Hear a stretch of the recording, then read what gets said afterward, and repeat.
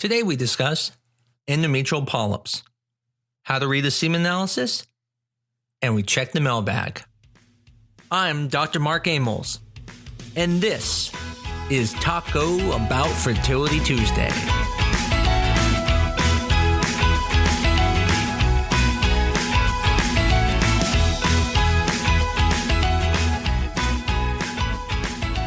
So, what is an endometrial polyp? I think the first thing to understand is, when do you find endometrial polyps and why would you find endometrial polyps? When you first see your fertility doctor during the general workup, it's not uncommon for them to check for polyps.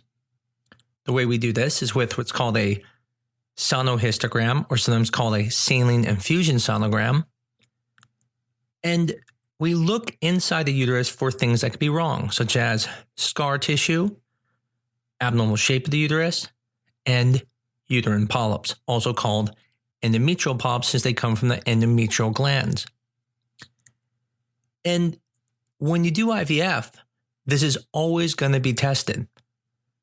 It's extremely important. Matter of fact, I have patients all the time who will ask me if they cannot do the sonohistogram, and I explain to him that there's no point for even doing IVF if you're not going to do the sonohistogram. It's probably one of the most important tests. If you think about it, that's not very surprising. If you were going through all this work to make these beautiful embryos, why would you not look in the place you're going to implant them? That should be the most important place to make sure looks good. It's not like you're going to try to make friends with Brad Pitt and bring him home to your dirty home. No, you're going to get someone to clean up your house. You're going to make it look good. You don't want any endometrial polyps showing up around there. He's not going to be impressed. Well, the same thing when it comes to treatment. You need to make sure that your house looks good.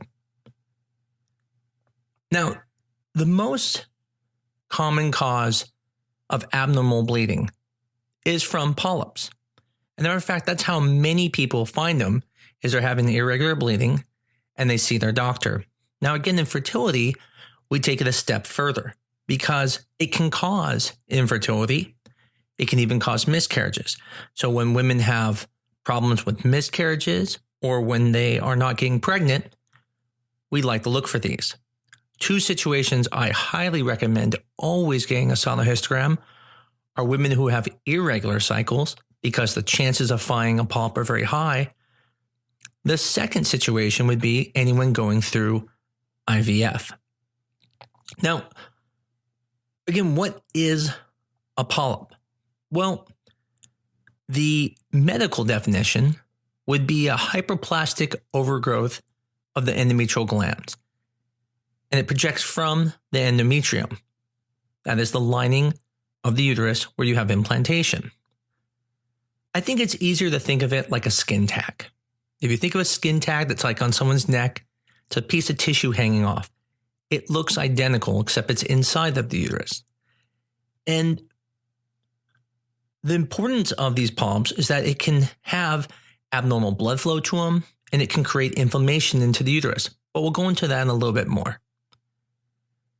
Now, when you see them, you don't actually have to remove them if you're not having any issues. So if you were, let's say, not trying to get pregnant and incidentally someone found a polyp and you were young, you really don't have to remove it. But in fertility, we always remove it. Matter of fact, that is one of the factors that would lead someone to have it removed, is trying for fertility or having infertility. I get asked a lot, what causes them to grow? And the way I like to explain it is almost irritation, that the tissue inside the uterus is rubbing together, and that can create these skin tags similar to the neck. Now, technically, it is called hyperplasia. It's when the cells in the endometrium are dividing multiple times, creating this tissue. It can be due to things like overexpression of certain hormones like aromatase. And it also can be due to gene mutations. As a matter of fact, that's one of the reasons why when you're older and you have polyps, you always want to have them removed because they can be cancerous. Now, in young women who are undergoing fertility treatment, it would be almost 0% chance of being cancerous. However, anytime you remove them, you should always send them to pathology. Now, the risk factors for having polyps are kind of like I mentioned earlier. The highest risk factors are going to be people who have irregular cycles or anyone going through IVF. We're going to test for it. But the risk factors are still most likely going to be obesity or people with PCOS. Now, why both of those groups? Well, when you are overweight, whether you're a man or a female, you have higher levels of aromatase. And this enzyme is what converts testosterone, the estrogen. So when you're overweight, you make more estrogen, which can then lead to a higher rate of having uterine polyps. Now, if you're a guy, obviously you don't get uterine polyps because you don't have a uterus. But that's how men get man boobs. It's from being overweight, making more estrogen, and you get those lovely things on a guy. Now, PCOS causes it in two ways. Yes, it can be from elevated estrogen levels, but it also can be due to elevated insulin levels. Now, how do you find these things? Well, one of the ways we do it in reproductive medicine is we do these sonohistograms, saline infusion sonohistograms. Now, these are great tests for it because you're filling the uterus up with fluid, and then you're able to see inside it. You can see a polyp. You can see the rest of the surroundings. So you can see the uterus. You can see the ovary. So that's the benefit of doing it that way.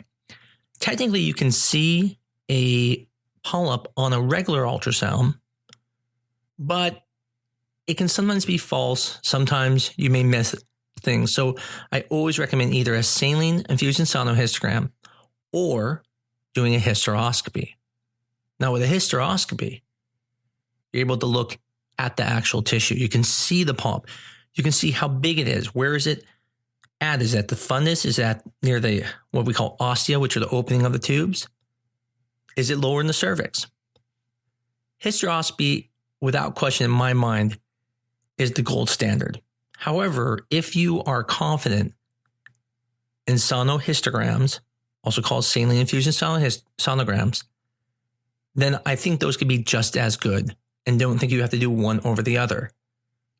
But if it's difficult to see the SHG sonohistogram, then I'd recommend doing the hysteroscopy. So how common are these? Are these rare, like finding a taco shop in my old state of Minnesota? Or are these as common as seeing the filibertos in every corner of Arizona? The answer is we really don't know because we don't test every woman because some women don't have symptoms. But when it comes to infertility patients, we find that about 6 to 8% of women have it. That's a pretty high percentage. Essentially, every 13 patients is going to have a uterine polyp. So what's the big deal? It's a skin tag. I mean, some people have them. Does it hurt anything? It does. Matter of fact, there are two ways that polyps can affect things. The first way is the blood supply to the polyp is very poor. And if a pregnancy lands on that polyp, it could lead to a miscarriage. And clearly, anytime you're going through fertility, any miscarriage, regardless how easy it was to get pregnant, is going to be very, very heartbreaking because it took a long time to get there. Especially if you go through IVF, it could even be that much more disheartening. But the other thing that can happen is that a uterine polyp can act like an IUD. IUD stands for intrauterine device. These are pieces of plastic and metal placed in women's uteruses to create inflammation that then prevents implantation. Well, a polyp is very inflamed, and that environment is so toxic to implantation that the inflammation leads to infertility. I've seen many women who can't get pregnant. We do a polypectomy, pregnant the next month, no issues.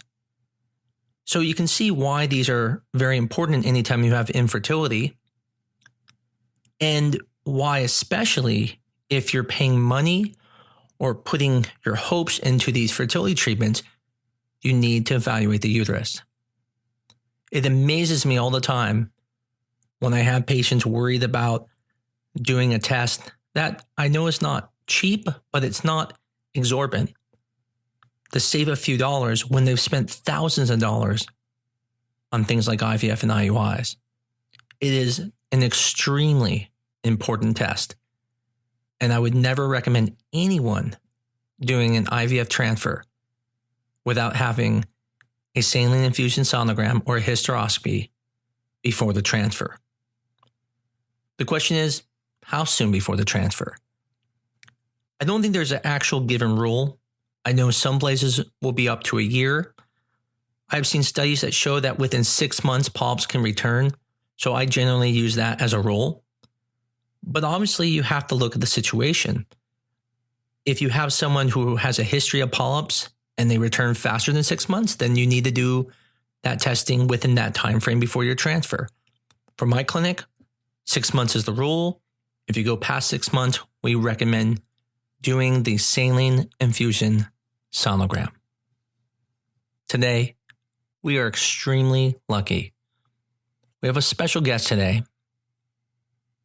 My 6-year-old son, also known as Dr. Augie, who is going to introduce this next subject matter, the semen analysis.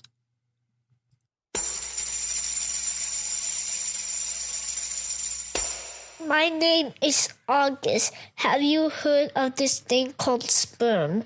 It looks like a snake, but it's not. It's not big like a snake, but it's really tiny. You can only see it in a scope.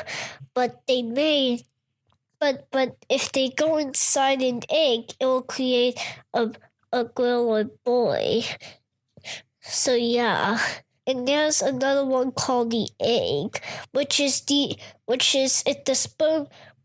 one sperm could get in the egg. But as you all know that it takes 100 days for the baby to get out of the stomach.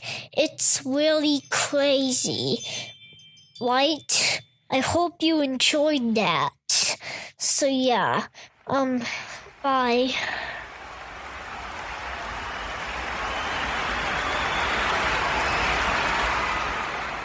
I've touched before on the semen analysis and how it's important, but I want to go over tonight the details of the semen analysis. And as a patient who maybe hasn't seen a fertility doctor who had a semen analysis done, I want to give you the skills to be able to read that, because I find a lot of OBGYNs don't know how to read it, and that's appropriate. And they didn't go through a fellowship like I did.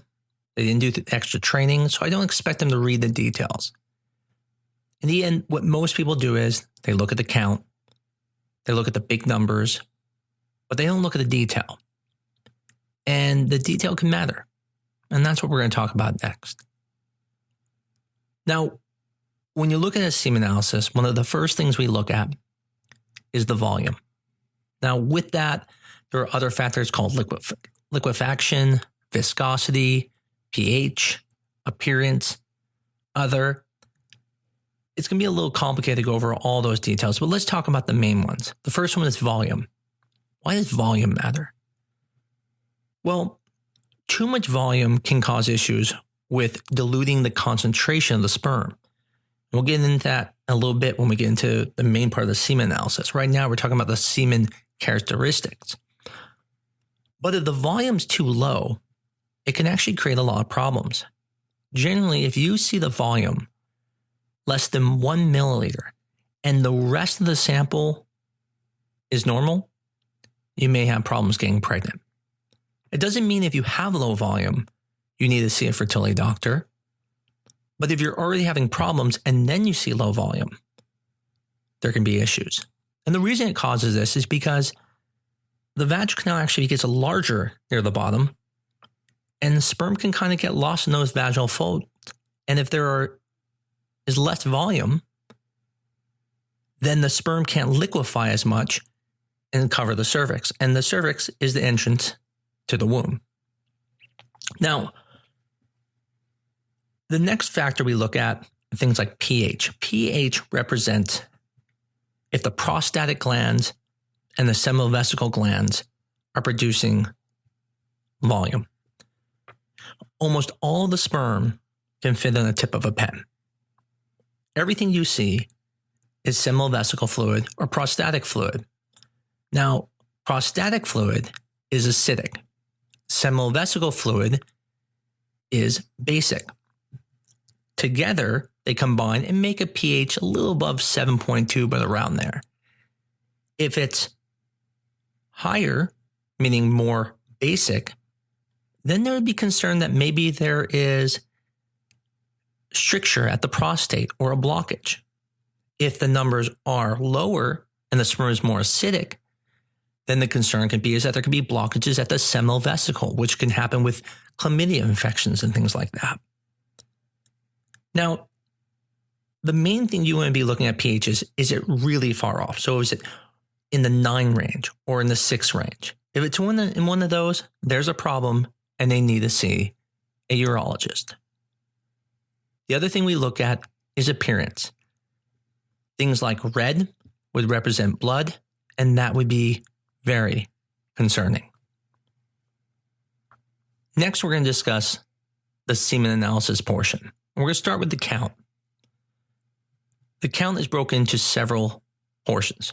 There's what's called the total ejaculate, which is the absolute amount of sperm that you make. This is usually going to be around 40 million or greater. There's the concentration, which is how many sperm you make per milliliter. This needs to be around 20 million or greater. And then the last part of the count is the total motile count. That's saying how much sperm you have that's actually moving in the ejaculate, and that should be 20 million sperm or greater. Now, why do these matter? Well, a general rule is if you have 20 million sperm or above that are moving, so we're talking about the total motile ejaculate, you can get pregnant naturally as long as there are no other factors. If the count is between 10 and 20 million, you're probably going to need intrauterine inseminations, IUIs. But if it's less than 10 million, you're going to need IVF. Now, could you have a good total motile count and still not be able to get pregnant naturally? The answer is yes. Matter of fact, when you are looking at the total count, that's the absolute amount of sperm you make. But with intercourse, all that sperm isn't getting in there. And if you're a female, you know this. Most of it's going to come back out. Only the sperm touching the cervix is ever going to get inside the uterus. Matter of fact, of the millions and millions of sperm that men make, only about 100,000, 200,000 sperm actually get into the uterus. Now, what if the concentration is low? So again, you have plenty of sperm there. If you take that whole amount, there is plenty. But if the concentration is low, that is the sperm touching the cervix. And if that is low, then you will have problems getting pregnant and you will still need IUIs. Now, this brings me to a point that I find actually very funny because whenever guys have a lot of sperm, they're quite proud of it because, you know, they definitely did it on their own that way. But what I find really funny, and when I tell them this, you can definitely see their ego kind of drop, is I remind them they don't make a lot of sperm because they're so good at doing it. They make a lot of sperm because they're so bad at making sperm. It takes them millions and millions of sperm to make a few good ones. The next thing we look at in a semen analysis is the motility. And there are many ways to look at motility. You can look at what's called the in-modal rate, the progressive rate, the non-progressive rate. We're going to keep this a little bit simple. We're going to talk about first motility, and then we're going to talk about progressive motility. Now, the word motility sounds like it's a percentage. If you hear, oh, my sperm is 30% motility, that doesn't mean that your sperm moves at 30% the rate. What that means is that 70% of your sperm is dead. And the way this can cause a problem is if there's a lot of dead sperm, it's hard for the good sperm to get to where they need to go. Imagine you're in a burning building and there's one door and the building's on fire and 100 people in that room and 70% of the people said, we're not going to move. It's a lot harder for you to get out of that door. Well, just the same way, a lot of dead sperm can prevent other sperm from getting in to the uterus. Now, progressive motility is different though. Progressive motility is the ability of the sperm to move forward. And this can sometimes be called grade or progressive motility. And it's usually graded as a 1, 2, 3, or 4. Now, a 4 is the best you can be. That is literally the Michael Phelps of sperm. You're going to win an Olympic gold with that one. Now, if you're a 3, you're not Michael Phelps, but you're like a high school, college swimmer. Really good, much better than most of us. If you're a 2, you're like me. You're not going to drown, but you're probably only going to do a couple laps and you're going to be pretty tired. If you're 1, you're running around in circles or drowning. The point is you want to be at least a 3 or above. If you're less than that, you may not be able to get pregnant even naturally. Matter of fact, a lot of times men will go in for IUIs and they'll drop off their sample and they'll wash it and then there's almost no sperm left. And the reason is because when they put it through that gradient, the sperm is so poor in motility, most of it gets lost and their count falls very, very low. In this situation, the only option is then moving on to IVF if you can't filter the sperm without losing most of the sperm. Now, the next thing we're going to talk about is morphology. Morphology is the way the sperm appears. Essentially, you want your sperm to look like Brad Pitt. You want perfect shape, perfect size. And the reason for that is because the outside of the sperm has a thing called an acrosome on it. And that undergoes a chemical reaction that allows the sperm to get into the egg. It's not a mechanical action as much as we think. They're not knocking on the door saying, I'm here. But instead, it's this chemical reaction. So if the head of the sperm is abnormal, or if there's 2 heads or a couple tails, either the sperm can't swim there, or the sperm can't get in the egg. Now, this scares a lot of people for a couple of reasons. First, a lot of fertility doctors will tell you that if you have abnormal shaped sperm, you can't get pregnant. And that's just not true. And the reason it's not true is because, yes, they're abnormal sperm, but we just got done saying earlier that the reason guys make a lot of sperm is not because they do it good, but because they do it so poor. We expect sperm to be bad. I tell people all the time, Superman himself wouldn't have above 15% perfect sperm. Why would we expect us average guys to have better than Superman? The problem is that when you do IVF, we don't have a way to filter the sperm. So that 3% morphology, meaning only 3% of your sperm looks as good as Brad Pitt. The problem here is that I can't filter it for IVF, so I have to then take that sperm and inject it into the egg.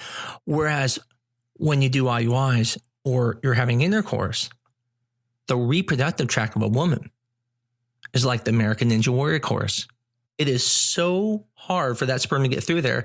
By the time it gets to the end, it is the best of the best. It's the LeBron James of sperm. It's only going to win a championship.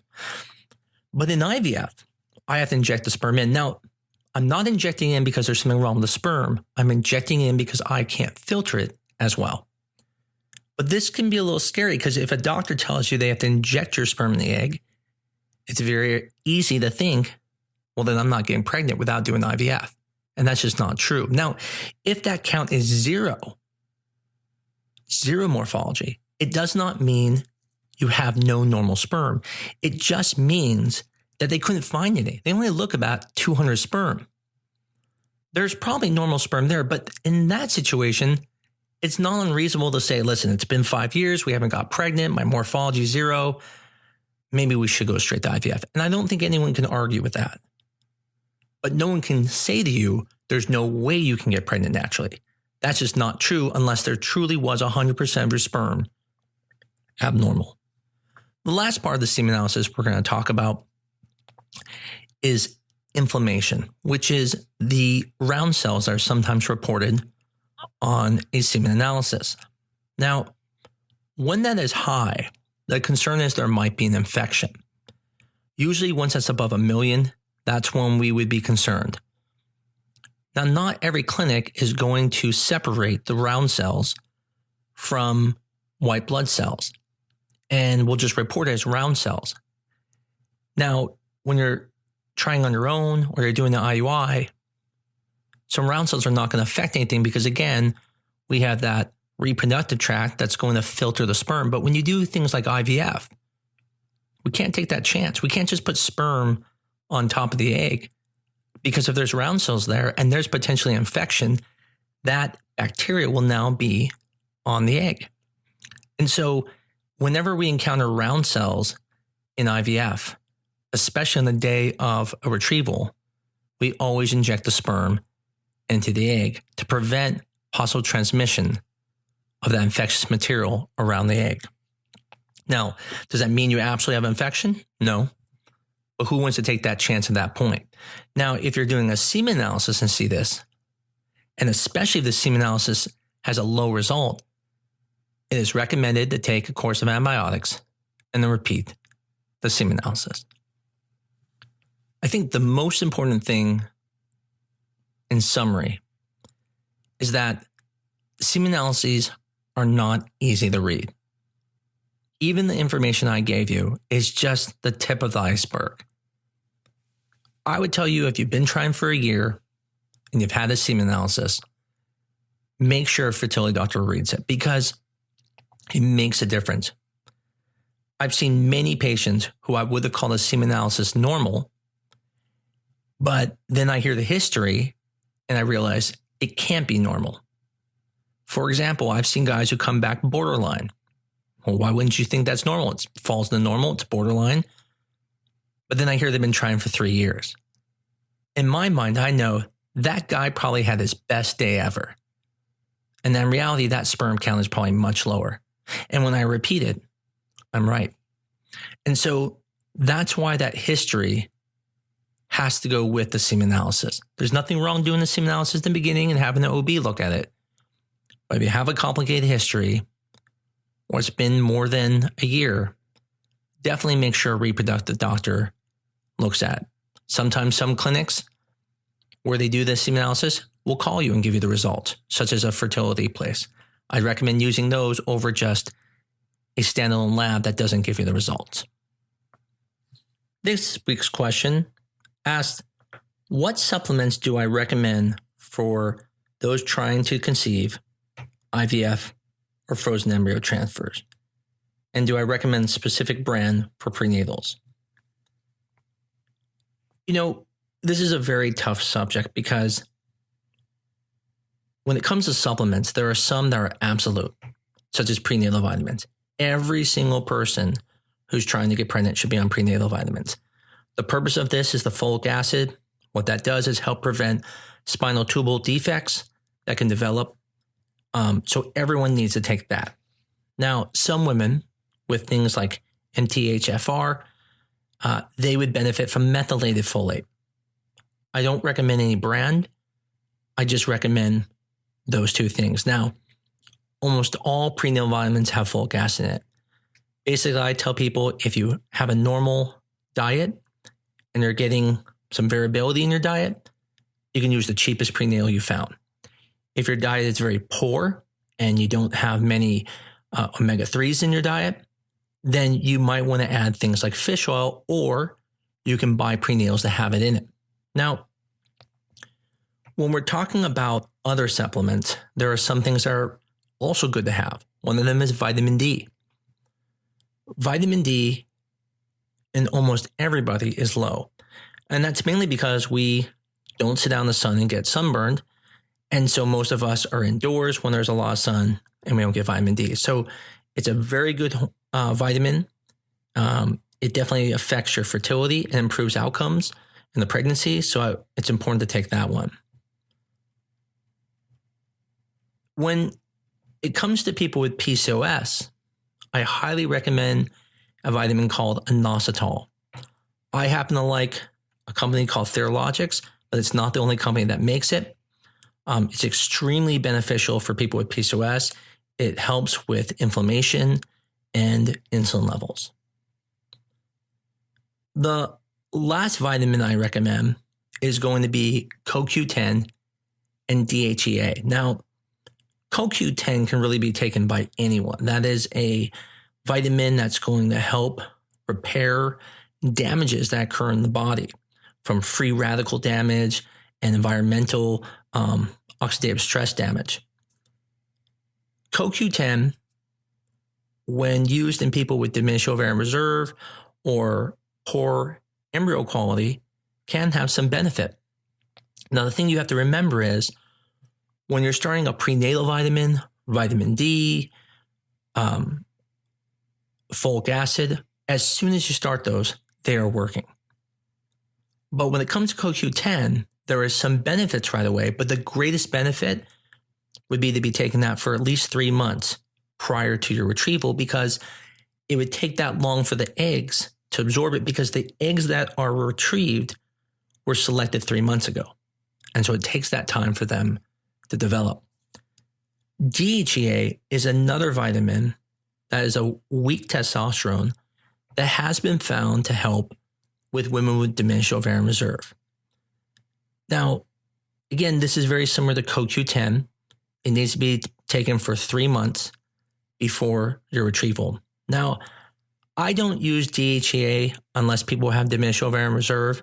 I have seen some clinics that give it to everyone. The reason I don't is DHEA can lead to things like oily skin, some unwanted hairs, which aren't that big of a deal. But if it's not going to benefit you much, and the literature is a little scanty on this, I don't require it for everyone. But if someone has diminished ovarian reserve, and especially have fewer eggs, I do recommend DHEA and CoQ10. My wife as well, she went on those when we went through IVF ourselves. Now, there are these vitamins that are these fertility blends, and I think those are fantastic. There's Fertility Aid, there's Theralogics, tons of brands. And I think those are the best instead of buying all these pills separately. When it comes to sperm, there is a huge benefit. By taking antioxidants and L-arginine and zinc and the CoQ10 that are sometimes in these, it helps improve the stress around sperm and can improve it. Now, it's important to understand that none of these things are going to be huge benefits. No woman's going to take CoQ10 and DHA and all of a sudden have eggs of a 25-year-old. A man who has bad sperm is not going to take these, sperm supplements and all of a sudden his sperm goes from horrible to amazing. But it's kind of like any little amount will help. And that's what they're for. I wouldn't put all your focus onto them, but I definitely think they're worth taking. And if you ever want a specific company, please email us at TBFT, which is the acronym for Talk About Fertility Tuesday, at newdirectionfertility.com. Again, that's TBFT at newdirectionfertility.com. And I'm more than happy to give recommendations. Thanks again for listening for another week. As always, please help us get known by rating us and on iTunes, on any source, to get the word out. And please send questions to the email. It helps me with topics and answer some questions that I didn't think people would ask. So it helps me come up with ideas. Until next time, have a great week, and I'll see you next week for Talk About Fertility Tuesdays.